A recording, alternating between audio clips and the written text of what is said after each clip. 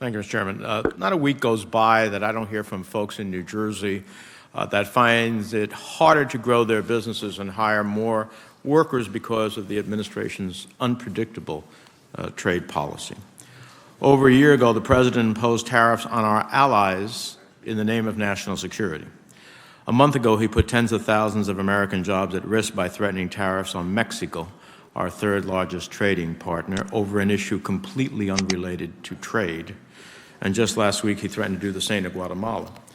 Now, I always like to remind people that tariff is just a fancy word for a tax, and those taxes are ultimately paid by the American people.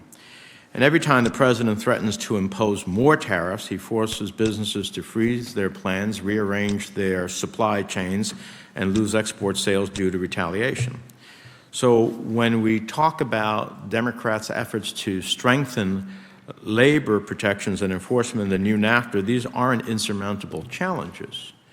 But every time the President threatens to pull out of NAFTA, or he creates more uncertainty for businesses and jeopardizes the opportunity to fix NAFTA's shortcomings so we can finally get a trade agreement that works for all Americans, I think that that's greater uncertainty. So I'd like to ask our witnesses, would you agree that threatening to put tariffs on imports from a major trading partner on an issue completely unrelated to trade has increased uncertainty and held back our economy in the past few months?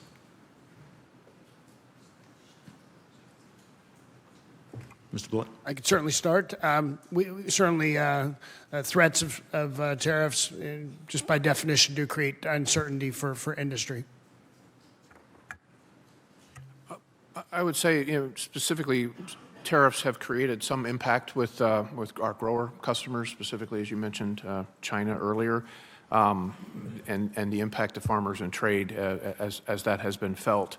At the same time, the offset here is we have to acknowledge that there have been other issues on the intellectual property side and the approval of how about immigration? Biotech imports. Is immigration something worthy of putting tariffs that disrupts the economic realities?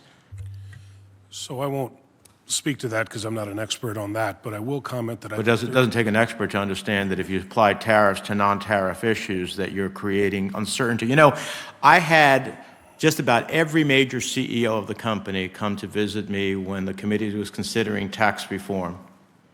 And while they had different visions of what tax reform would say, the one common thread, regardless of what sector of the American economy they were involved in, they said to me two things. No matter what your tax policy is, give me predictability and certainty, and we will make money. Well, the President is driving the greatest lack of predictability and creating the greatest amount of certainty in his tariff wars. And you all stay quiet over it. It's pretty amazing. Let me ask you this. Would USMCA prohibit the President from imposing tariffs on Canada or Mexico for issues not related to trade? Governor Vilsack? No, Senator. And in fact, agriculture, I think, has deep concerns about the use of tariffs because every time the tariffs are utilized, it's agriculture that pays the price. In other words, even if we pass USMCA, the President's conflation of trade and other issues can be a continued source of economic uncertainty. Is that not fair? Yes. Let me ask you this. Is it correct that USMCA and NAFTA have essentially the same procedures governing withdrawal? Are any of you familiar with that? Can anybody say, give me a yes or no answer? I am not aware of any change in the USMCA to the withdrawal. Let me help you out. They're the same procedure. So if they're the same procedure, couldn't we find ourselves facing the same uncertainty if the President in the future threatens to withdraw from USMCA over an issue like immigration?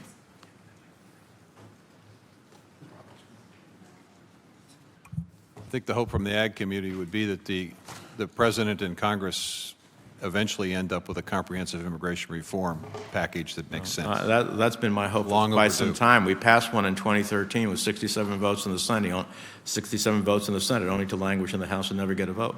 But my point is this, it's beyond immigration. The point is, when you use tariffs for non-tariff issues, for non-trade issues, you are creating and disrupting uncertainty. Let me ask you one last question. Mr. Wessel, turning to labor reform, Mexico enacted an ambitious labor reform package. There's a lot of work between having reforms and making those reforms enforceable.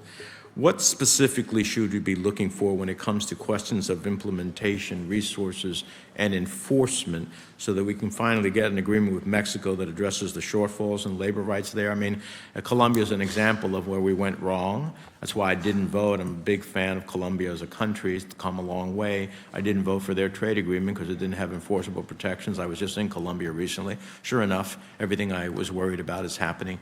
What should we be looking for as it relates to Mexico? I think the experience you just outlined with Colombia and the certification of its compliance with standards and the action plan before those provisions were in fact appropriately implemented has given us tremendous pause.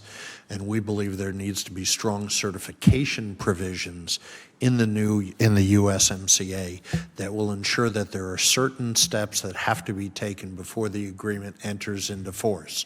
And those would look at what Mexico has already identified publicly as the steps they will take to hire the inspectors, to hire the judges, to put the infrastructure in, what we need to do here to support that through a variety of mechanisms that would support facilitation and capacity building on the ground. No one should think that NAFTA is going to enter into force on January 1 if we pass it in the next couple of months. There's a lot of work that needs to be done before it should be implemented so that we have the confidence that you're raising about Mexico doing the right thing. Thank you, Mr. Chairman. Mr. Chairman, if I may, could I make one comment to the last line of questioning? Certainly. I was attempting to make it several times.